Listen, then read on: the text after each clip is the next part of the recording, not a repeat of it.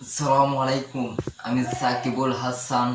আমার অনেক বড় আশা, আমি সামনে বিশ্বকাপ নিব।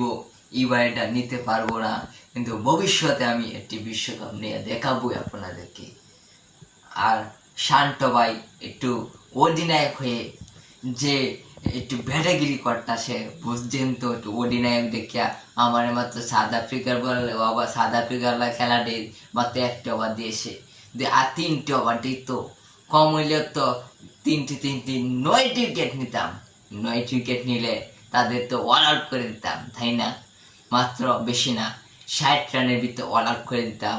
আমার আমার যদি পাওয়ার প্লের মধ্যে 4টে ওভার যদি একা করতাম, তা তো তিনটি তিনটি 4টি 12টি উইকেট এসে 12টি উইকেট নিয়ে শেষ। ও হো, কি বড় ভাগ্য!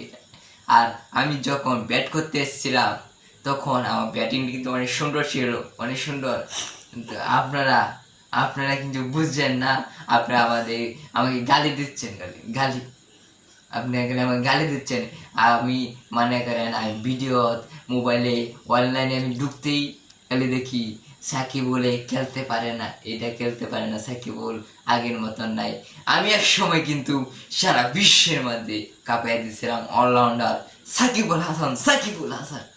আপনারা কিন্তু সেটা বুঝছেও, আপনারা আমাকে শরম দিচ্ছেন।